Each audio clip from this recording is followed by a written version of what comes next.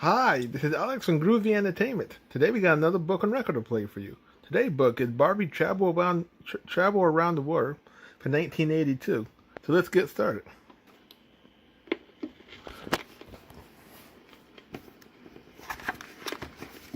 Hi everybody, this is Barbie, and this is your Barbie read-along book.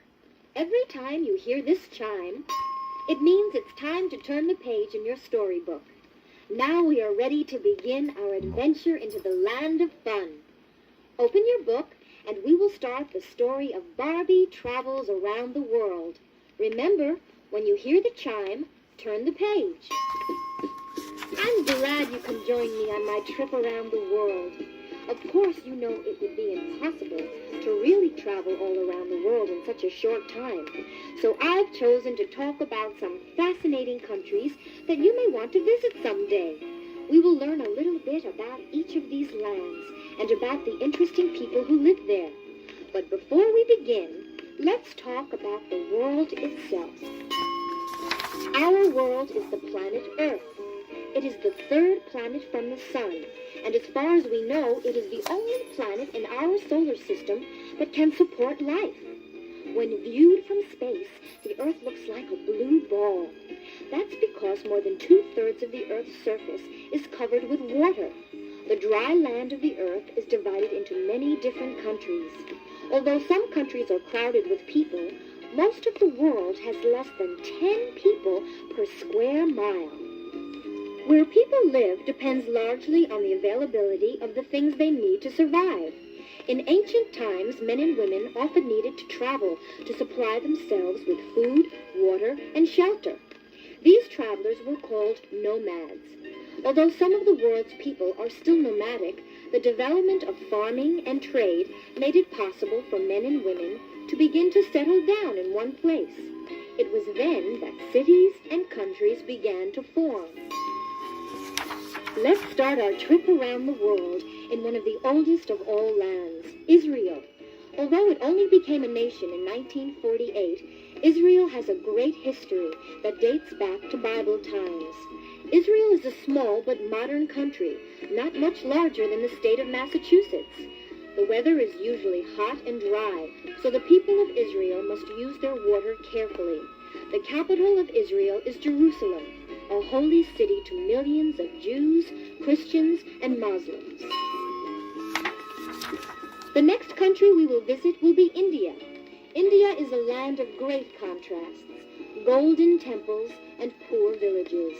It has the second largest population of any country on earth. Communication is a problem in India because the people have no common language. There are 14 different languages and over 1,000 separate dialects. Long under British rule, India today is an independent country, trying to balance old customs with a desire for a modern life.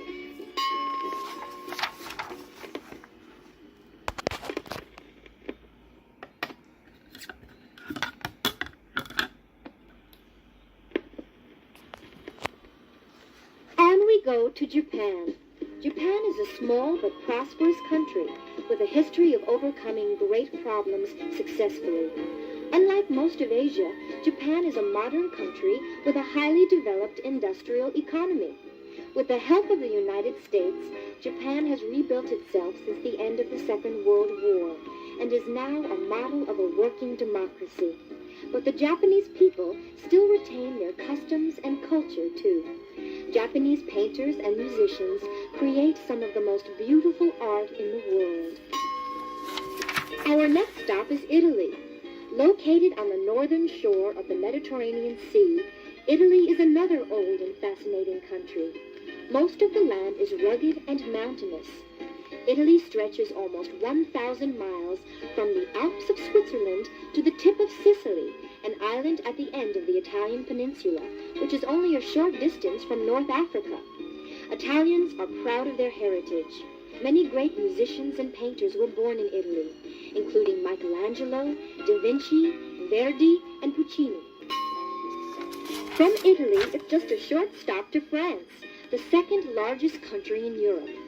France is a beautiful country with snow-capped mountains and sunny beaches. France enjoys a worldwide reputation as a cultural center.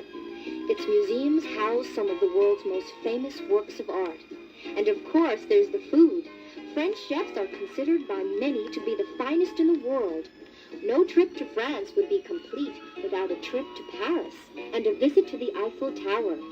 The tower was built by Alexander Eiffel, the same man who built one of our country's most famous landmarks, the Statue of Liberty. Now, after a plane ride across the Atlantic Ocean, we come to the last country on our trip around the world. Many people who have traveled all over the world consider this country to be one of the most beautiful. Do you know what it is? It's the United States. Just a few hundred years old, which is young by world standards, the United States has grown from a largely uninhabited wilderness to become one of the world's most powerful and respected nations. Several things helped bring this change about. The rich soil and mild climate, the great natural resources, and most of all, the energy of the American people, who came from many lands in search of prosperity and freedom.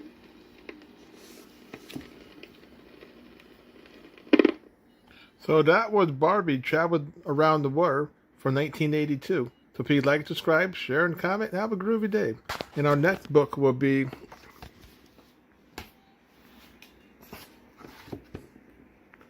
Smurf's Daydream.